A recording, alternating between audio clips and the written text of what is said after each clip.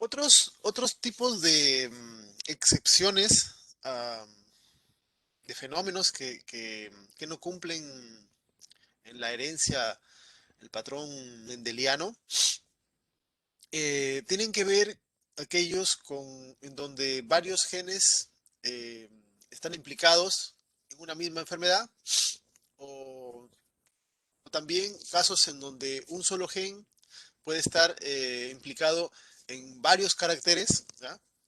Y no siempre se manifiesta de la misma manera, variantes en cada individuo, etcétera, ¿ya?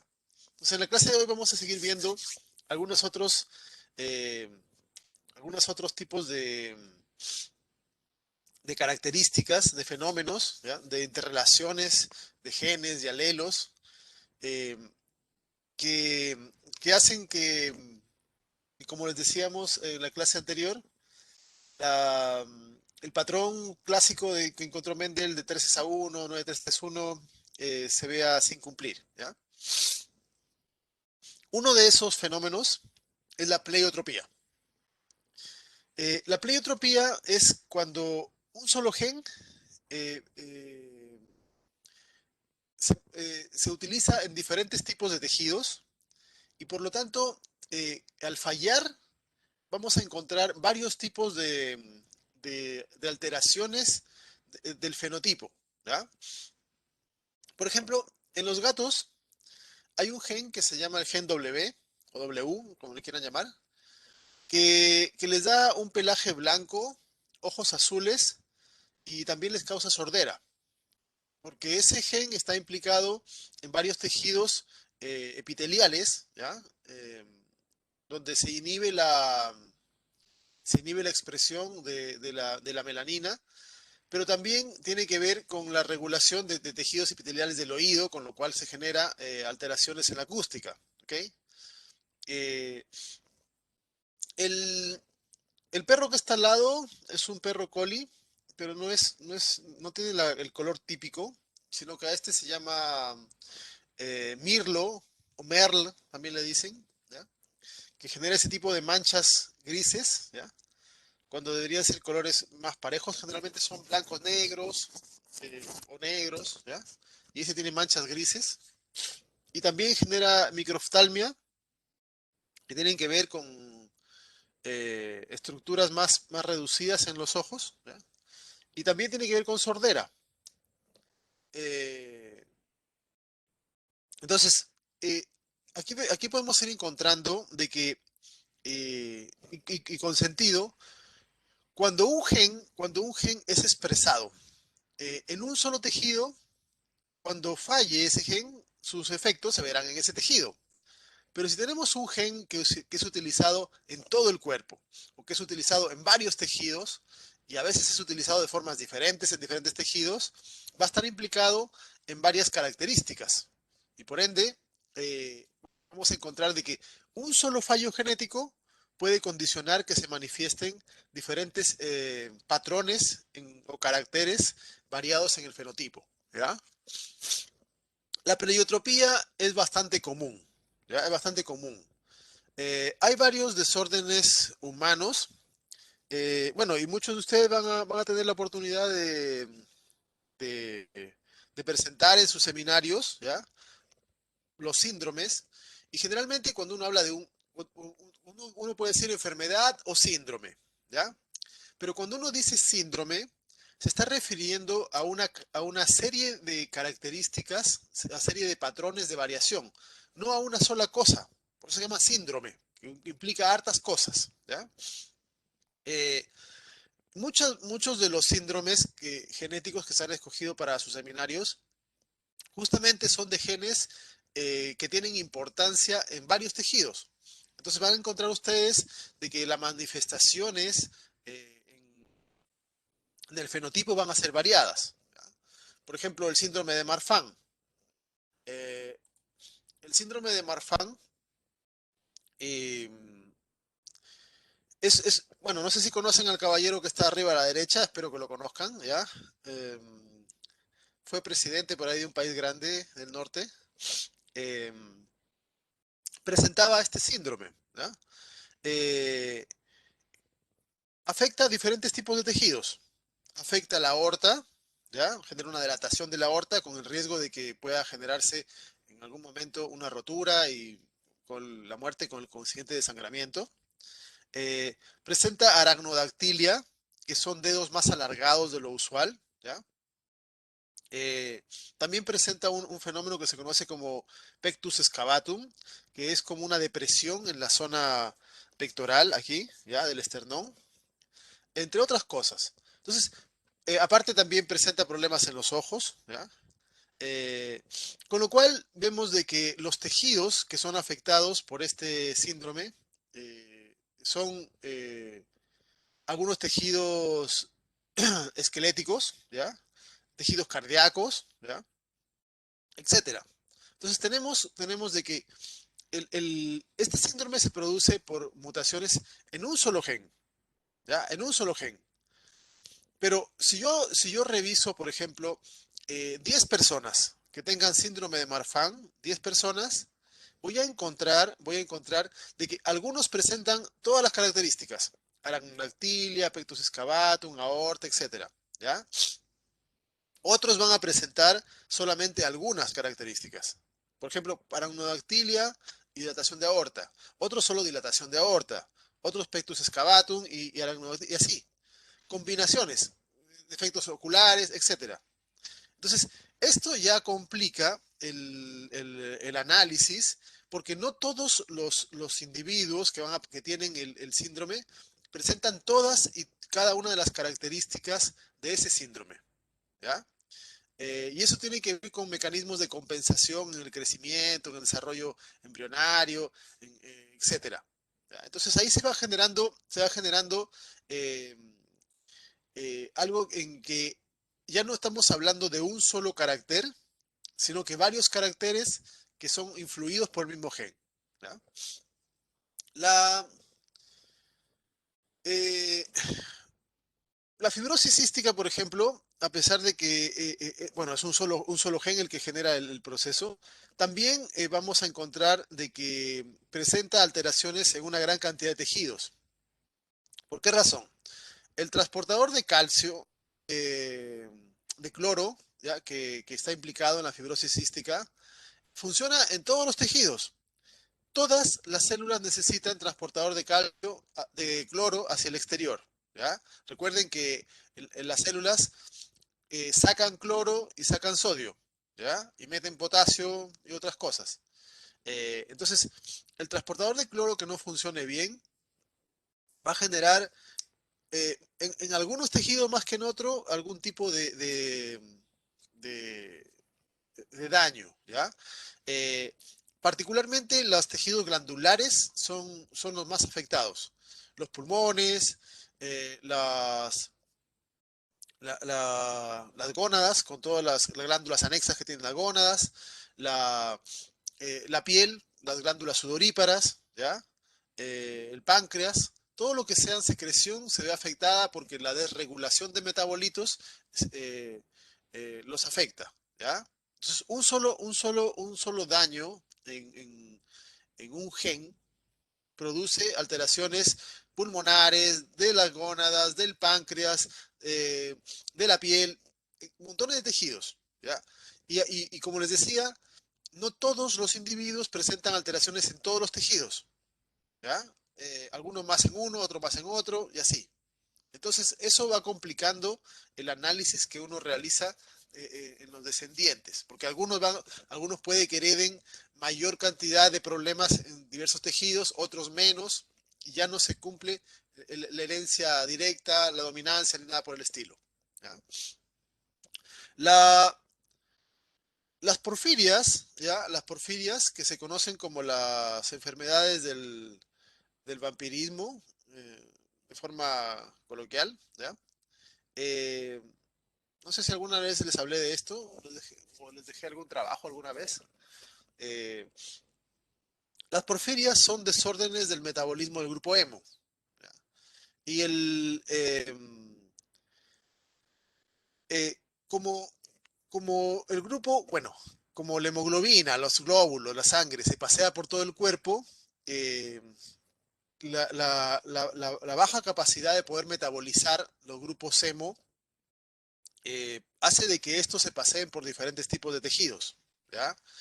Y el grupo hemo es fotorreactivo, ¿ya? Es fotorreactivo porque absorbe la luz, ¿ya? De hecho, recuerden que la hemoglobina es la que le da el color rojo a la sangre por el grupo hemo, por el fierro que tiene. Y cuando no se metaboliza correctamente el hemo quedan restos, pero son fotosensibles, ¿ya? Entonces, los derivados del grupo hemo, cuando se van a ir degradando, pueden generar elementos reactivos. Por lo tanto, este grupo de personas que tienen porfiria, eh, cuando se exponen al sol, sufren quemaduras graves, como lo que les pasa a los vampiros que se ponen al sol, ¿ya? De eh, de manera rápida van a sufrir daños en los tejidos epiteliales. Eh, También como tienen menos cantidad de hemoglobina, porque no se genera adecuadamente el metabolismo del hemo, vamos a encontrar que estos eh, son más pálidos de lo normal, ¿ya? Su piel suele ser más pálida que sus familiares, ¿ya? Eh, sufren catatonía porque también les afecta los restos de moléculas de hemo, afectan el cerebro, interfiere con los neurotransmisores, genera... La catatonía es como la muerte aparente, ¿ya? Muchas personas de estas han despertado cuando estaban siendo veladas, ¿ya? Es una enfermedad bastante seria, ¿ok? Eh, Se la asocia con el mito del vampirismo porque tiene varias cosas que lo asemejan, ¿ya? Eh, como les afecta la luz, generalmente prefieren la noche, ¿ya? Como tienen menos grupo hemo de lo normal, se sienten atraídos por carne poco cocinada, ¿ya? El cuerpo en general tiene mecanismos para lo que le llaman los antojos, ¿ya? Para compensar la falta de algún tipo de nutriente, ¿ya? Eh, Suelen ser más frecuentes los antojos en mujeres que en los hombres por el tema de regulación del ciclo menstrual, ¿ya? El, en el caso en el caso de la mujer, como se pierden metabolitos, a veces se expresa esa pérdida como antojos de comer cosas saladas o chocolates o diferentes cosas, ¿ya? Tampoco no es que agarrarlo como pretexto siempre, pero el cuerpo cuando uno tiene ciertas necesidades le genera la compulsión de comer algunas cosas, ¿ya? En estos casos, estas personas, como tienen menor cantidad de grupo hemo, ¿ya? Una compulsión es tratar de consumir elementos que tengan fierro, ¿ya? Eh, o carne más sangrante, así, ¿ya? Entonces, se le asocia harto en ese sentido el mito del vampirismo. Aparte de eso, una cosa ya que es bastante graciosa incluso, es que en el ajo, en la cebolla, en estos productos, hay algunos compuestos que generan una hiperreactividad, ¿ya? Entonces son sensibles a- al olor incluso de estos elementos, son volátiles que interactúan con el metabolismo del hemo y también generan reacciones adversas en la persona. Entonces también tienen rechazo al ajo, etcétera, ¿ya? Eh, Hay toda una serie bien interesante de enfermedades antiguas o de mitos de la antigüedad, ¿ya? Como el hombre lobo, el vampirismo, etcétera, que ahora se pueden entender o explicar como casos de personas que sufrían algún tipo de enfermedad genética eh, y que, bueno, el folclore los termina mitificando un poco, ¿ya? Pero es un grupo interesante de enfermedades. Aquí se afectan el cerebro, la piel, las mucosas, ¿ya? Eh, También, por ejemplo, como se afectan la piel, se quema, normalmente las encías se retraen, los dientes se ven más grandes, ¿ya? Les suelen sangrar los ojos, se ven rojos. Entonces, todas esas cosas van sumando imagínense en épocas pasadas donde el, eh, la superstición era mucho más común, se puedan haber generado este tipo de mitologías. ¿Ya? Eh, el, otra enfermedad que también es pleiotrópica es el albinismo. ¿Ya? El albinismo es la falta de pigmentación en un ser vivo. No solamente ocurre en los humanos, como pueden ver, ocurre en una enorme cantidad de especies. Incluso hay peces que son albinos, me olvidé de poner alguno. Están en todos los grupos de animales, ¿ya? Hay anfibios, hay reptiles, hay mamíferos, de todo que no tienen pigmentación. Los genes que producen la pigmentación se han perdido. Ahora, cuando uno analiza la ruta metabólica de formación de pigmento, también vamos a encontrar que participa o está asociada a otras rutas metabólicas de ciertos neurotransmisores. ¿Ya? Entonces, normalmente los animales que tienen este tipo de, esta baja pigmentación, ¿ya? También van a tener algún tipo de problemas de diferente índole, algunos relacionados con sordera, ¿ya? También hay neurotransmisores implicados, algunos relacionados eh, con hiperreactividad, suelen ser más nerviosos de lo usual, más asustadizos, etcétera. ¿Ya? Tienen algunos problemas neuronales y así. Entonces son varias cosas que son afectadas, no solamente la pigmentación. Eh, y en humanos también se marca eso, ¿ya? En humanos también se marca que normalmente la baja pigmentación suele terminar afectando la vista, ¿ya? El oído, algunos problemas eh, de tipo cardíaco, etcétera, ¿ya? Eso es pleiotropía. Un solo gen, varios tipos de tejidos afectados. Eh, Hay también algunos desórdenes relacionados con lo que es la conductualidad, eh, eh, en donde se ha encontrado que, bueno, en estos casos no hay un solo gen implicado en sí, pero se ha encontrado de que los mismos marcadores genéticos que pueden condicionar, por ejemplo, autismo, también pueden encontrarse asociados a desorden bipolar, o a esquizofrenia, ¿ya? Entonces, aparentemente, eh, cambios en la expresión, en la actividad de un gen podrían producir más de un fenotipo diferente, ¿ya? Porque podría ser de que alteración de un gen conduzca en unos casos a un tipo de autismo y en otros casos podría conducir a esquizofrenia y en algunos casos podría ser las dos cosas, ¿ya? O trastorno bipolar con autismo, o trastorno bipolar con esquizofrenia, o así, ¿ya? Y por esa razón es que, bueno, aquí se muestra diferentes tipos de tratamientos. Hay algunas cosas que se usan que se usan para tratar los dos o tres de los trastornos que tenemos conductuales, ¿ya? Eh, y eso también nos viene a señalizar de que si se tratan con lo mismo es porque están relacionados, porque tienen aparentemente las mismas secuencias implicadas. ¿Ya? Esos son algunos ejemplos de pleiotropía. ¿Ya? Eh, un gen implicado en varias cosas. El caso opuesto a la pleiotropía es cuando varios genes, están implicados en un solo cambio, en una sola característica, ¿ya? Eh, Como ejemplo tenemos el Alzheimer, la obesidad, el síndrome metabólico, el cáncer, etcétera, ¿ya?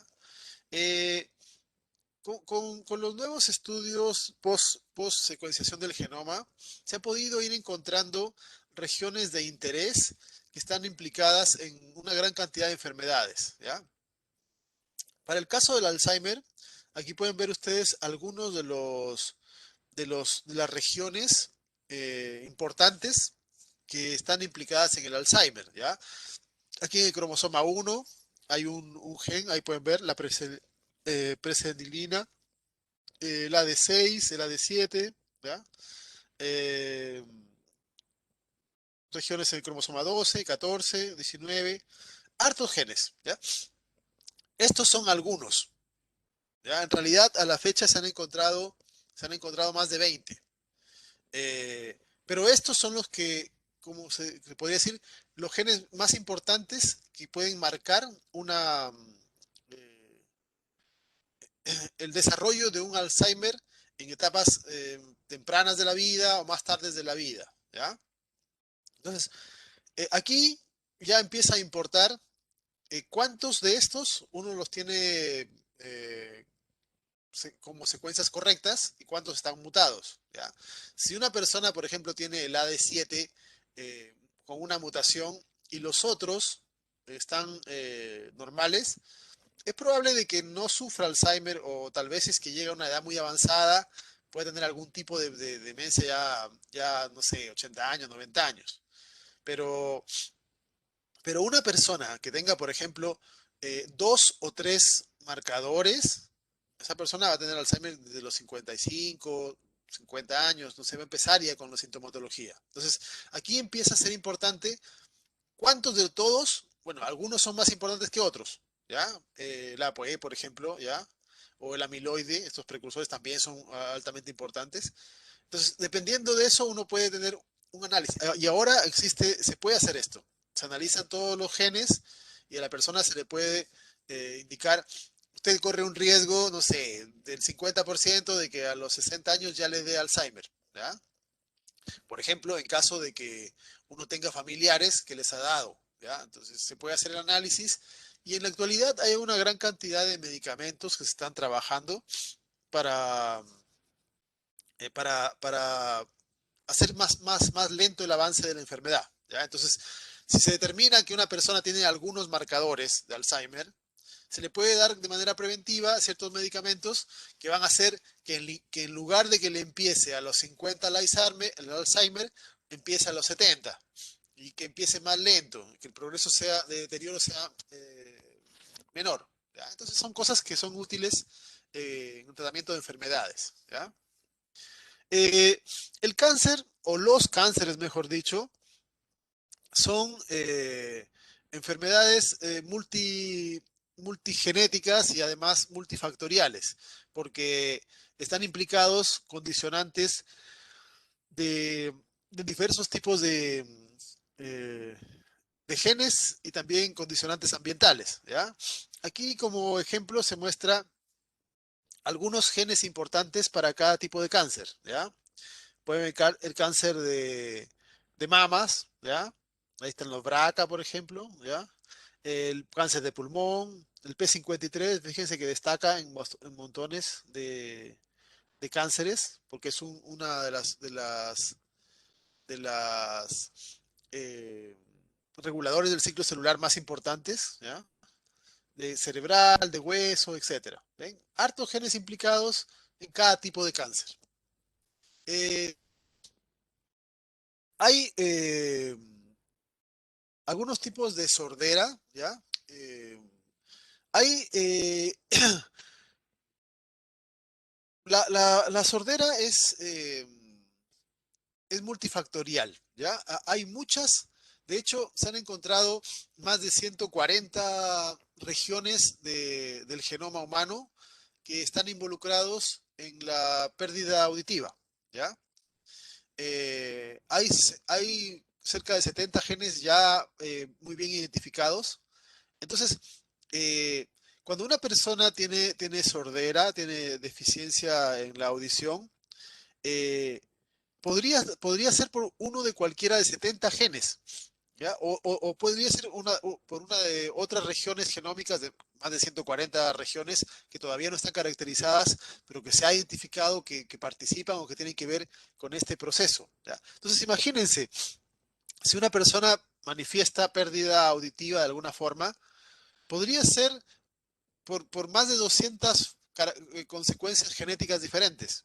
que algunas podrían combinarse, ¿ya? Entonces, en algunos casos es bastante complejo porque obviamente que para la generación de una capacidad tan compleja como es el escuchar, ¿ya? Imagínense todo lo que uno tiene que desarrollar, todo lo que son canales auditivos, la, la- los huesecillos y todo el complejo de neuronas, y hay un montón de elementos participantes en toda la estructura que nos permite captar las vibraciones del ambiente, ¿ya? Entonces, eso hace de que encontremos que para algunas características, participan una enorme cantidad de genes, ¿ya? Eso es heterogeneidad. La, la obesidad también es un carácter que es multigénico, ¿ya? Aquí se muestran algunas combinaciones de genes que participan en varios tipos de procesos relacionados todos con la obesidad, ¿ya? Por ejemplo, el peso del nacimiento, la grasa corporal, el índice de masa corporal, eh, grasa visceral, ¿ya? Las tasas de la razón del diámetro de circunferencia, cadera-cintura, etcétera. Y ahí pueden ver ustedes los genes involucrados, hartos genes involucrados, ¿ya? Entonces, y aparte de todo esto, hay que considerar de que la obesidad es un carácter que está mediado por una gran cantidad de genes. De ahí dependerá qué clase de genes tenemos, ¿ya? Algunos nos predispondrán a tener mayor grado de obesidad o menor grado de obesidad. Pero aquí también tenemos que mencionar algo. Eh, Algo que siempre es importante considerar.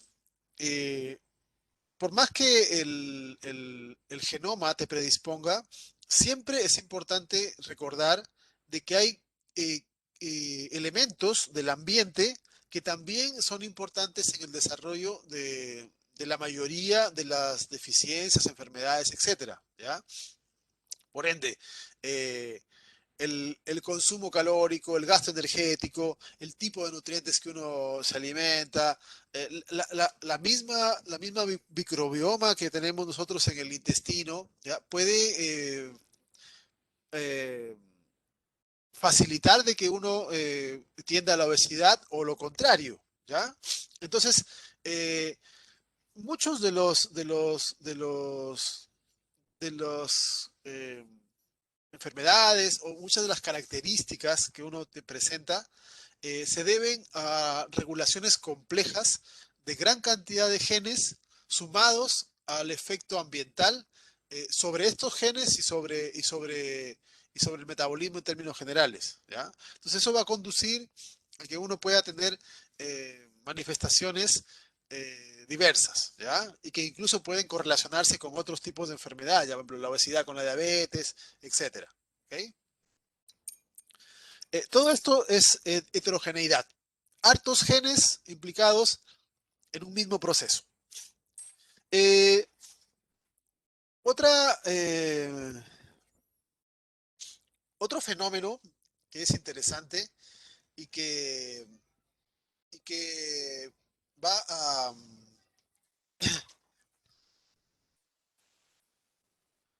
y que va a alterar el patrón de la expresión mendeliana es la expresividad variable, ¿ya?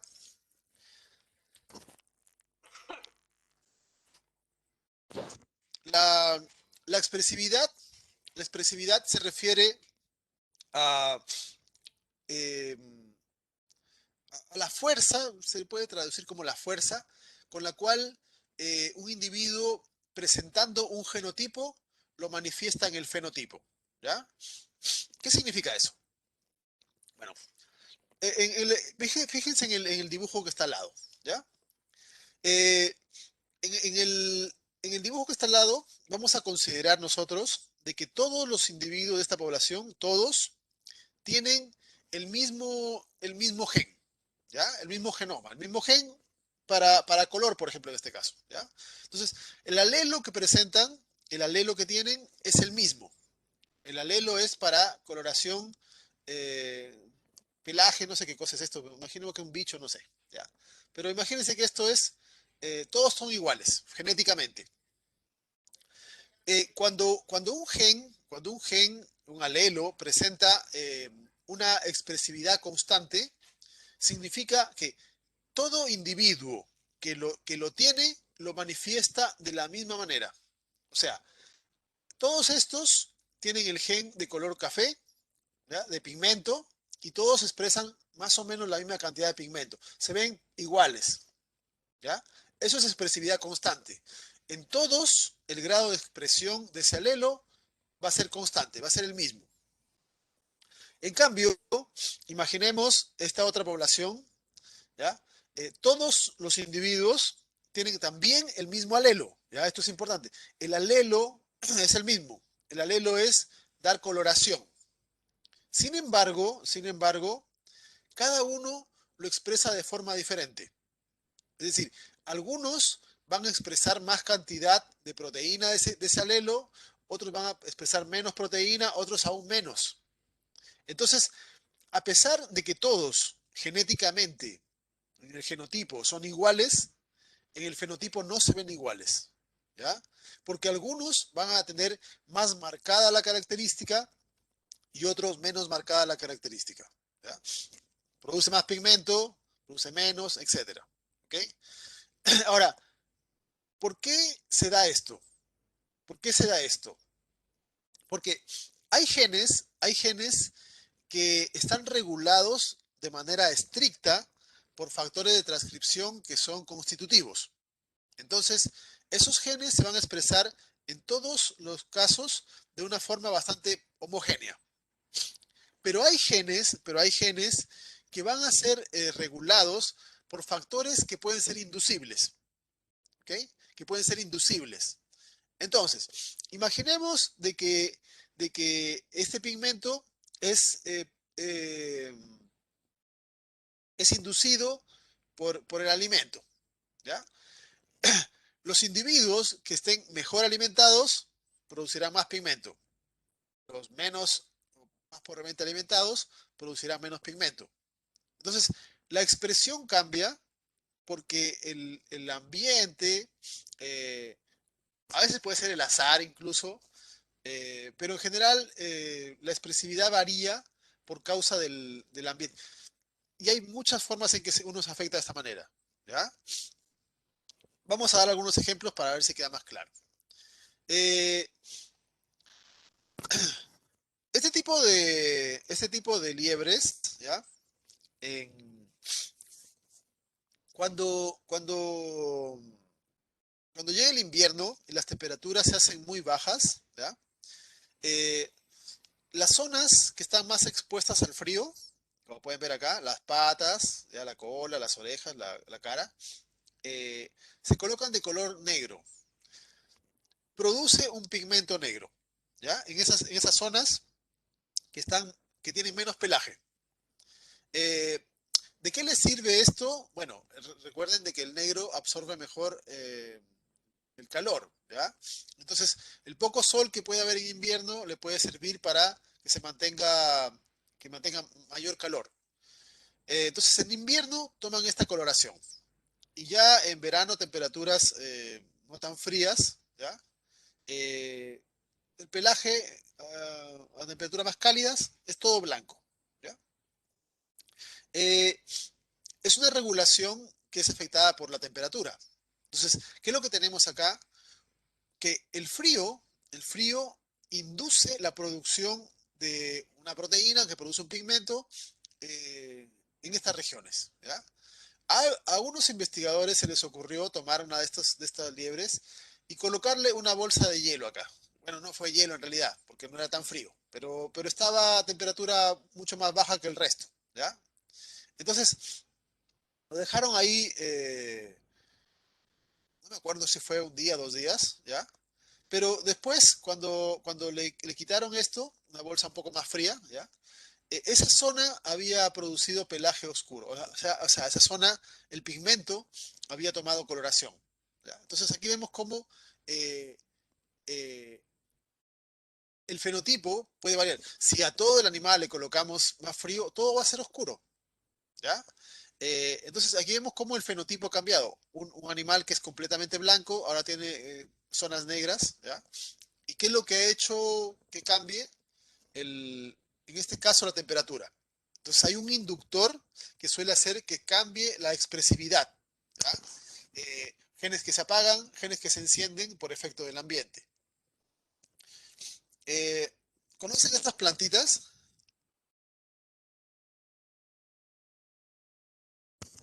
Me parece que se llaman hortensias, ¿cierto? Bueno, eh, a veces hay gente que compra una planta y que la ve con flores azules y de repente después de que pasa una temporada se le ponen rosadas o al revés, ¿ya? En realidad el, el color del pigmento depende del pH del suelo donde crecen, ¿ya? Si el suelo son más ácidos, van a ser azules, al revés, no me acuerdo cómo es. Bueno, pero cuando el suelo es más ácido es de un color. Y cuando el suelo es más alcalino, suele ser del otro color. Ya no me acuerdo cuál es. Eh, Hay que ponerle fierro oxidado para que sea azul. Eh, entonces probablemente con el más ácido son rosadas y más alcalinas son azules. ¿Ya?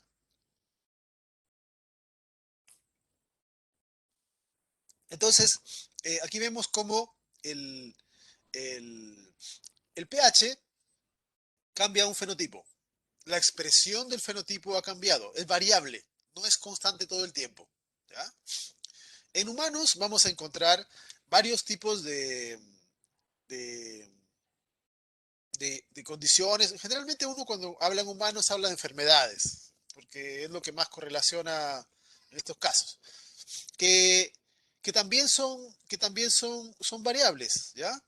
Eh, la fenilcetonuria, como ejemplo, es el fallo de una enzima que produce el metabolismo de la fenilalanina y, y, y, y los fenotipos también son variables, ¿ya? Entonces, hay personas que generalmente, casi en todos los casos es grave, pero en algunos casos es mucho, mucho más grave, ¿ya?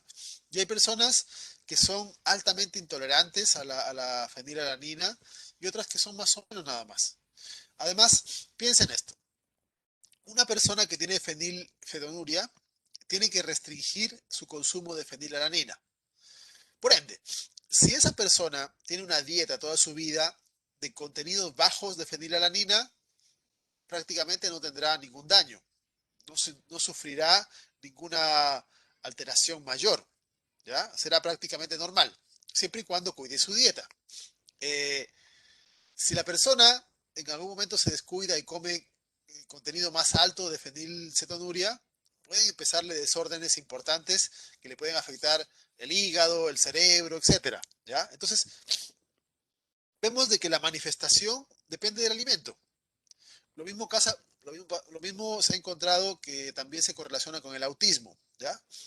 No está tan claro, pero hay algunos tipos de autismo que se correlacionan con ciertos tipos de alimento, ¿ya? Y hay algunos ensayos que se han hecho en donde restringiendo algunos tipos de alimentos a las personas que tienen eh, algún síndrome cercano en el rango autista, eh, mejoran o manifiestan menor sintomatología, ¿ya? Todavía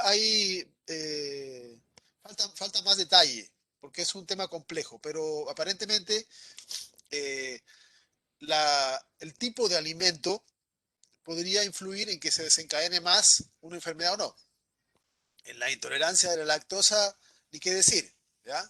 Una persona que es intolerante a la lactosa va a tener desórdenes solo cuando consume lactosa, pero si no consume lactosa, no va a tener ninguna sintomatología.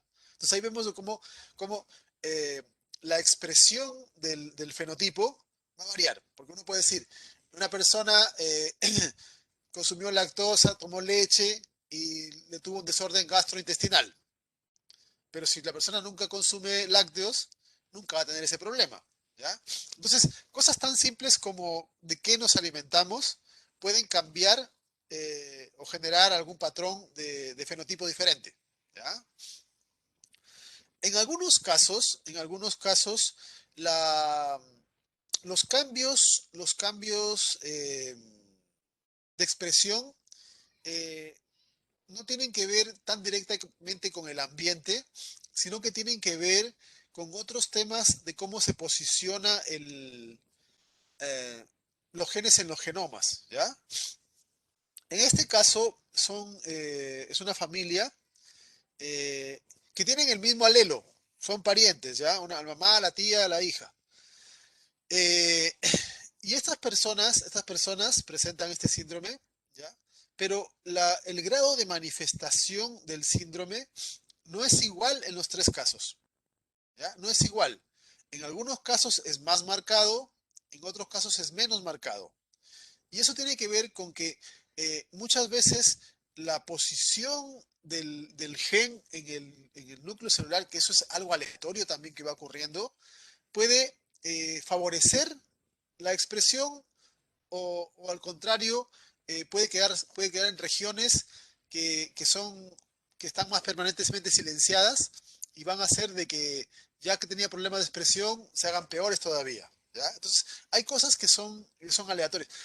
Y hay algunos casos de este mismo síndrome que van a ser mucho más graves. ¿Ya?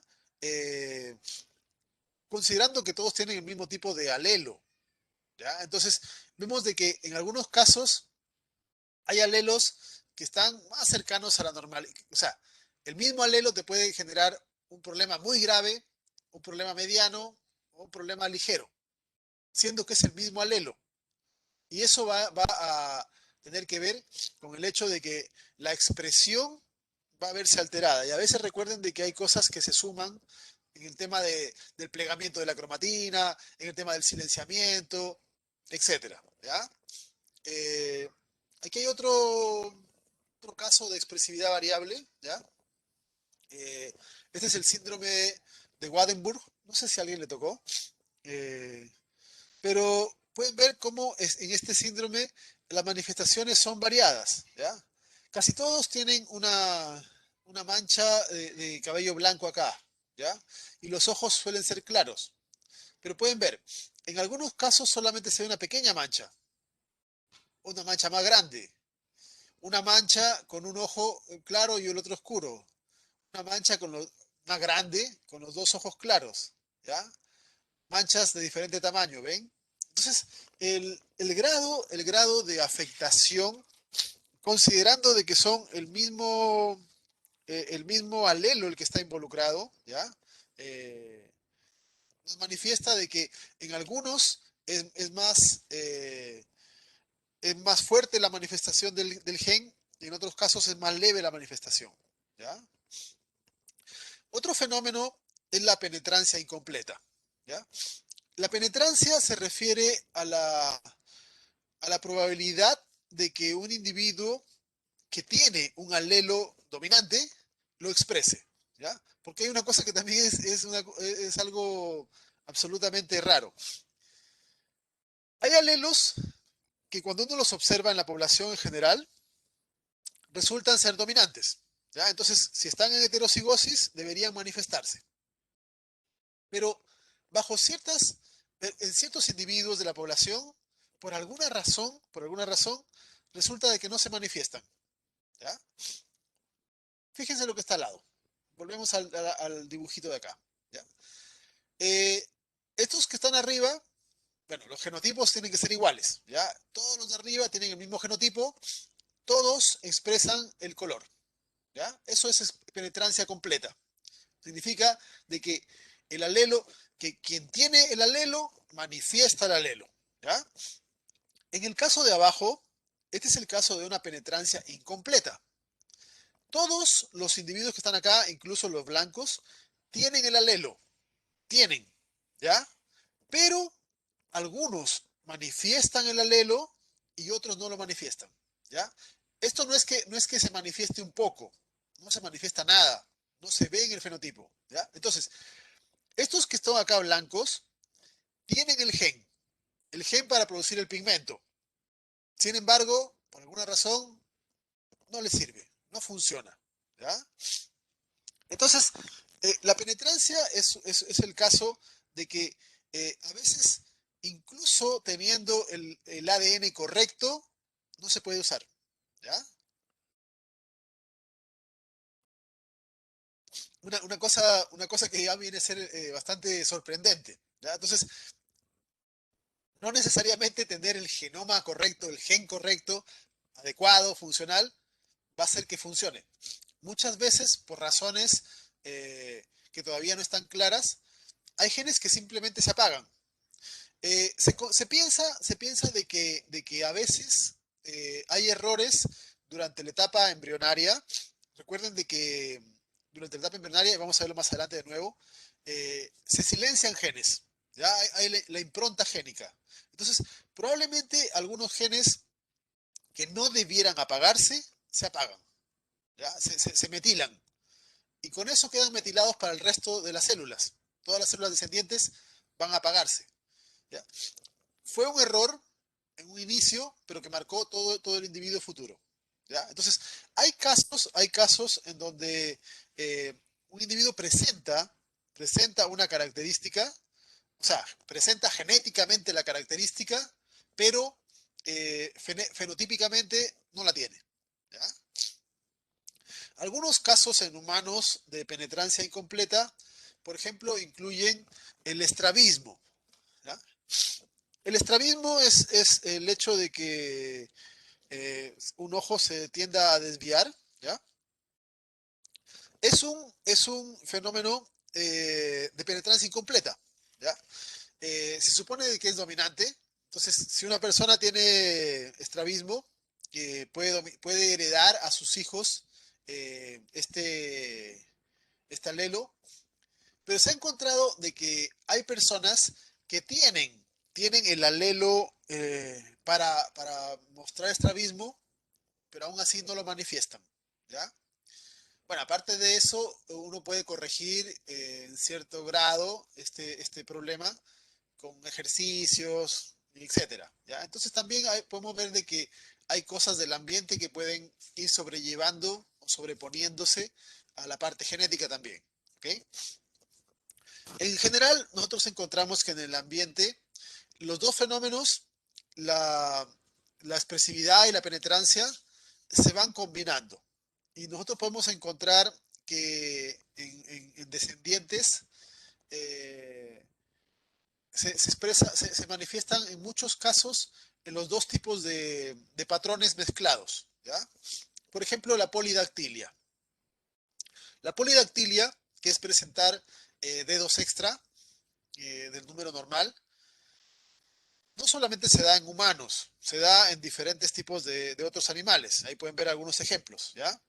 Y la polidactilia es un fenómeno que tiene expresividad variable y tiene penetrancia incompleta, ¿ya? Entonces, hay personas que tienen el alelo para tener un dedo extra, pero sin embargo,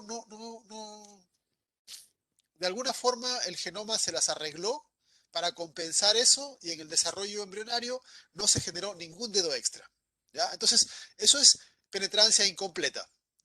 A pesar de que algunos de los individuos de la población tienen el alelo para manifestar un carácter, no lo manifiestan. Y la expresividad se basa en el hecho de que dentro del grupo de personas que sí manifiestan la polidactilia, hay personas que tienen un dedo extra, otras tienen dos dedos extra, más dedos extra. Hay personas que tienen un dedo extra en cada mano. Hay personas que tienen dedo extra en las manos y en los pies. ¿Ya? Entonces es variable.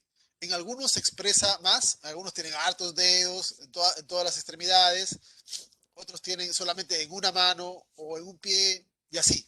Entonces tenemos hartas variantes de, de, de número y también de formación, ¿ya? Más chicos, más largos. Entonces, todo eso es expresividad variable, ¿ya? Que se presenten en más extremidades, en menos extremidades, en más número, etcétera. ¿Ok? Ya, vamos a hacer una pausa.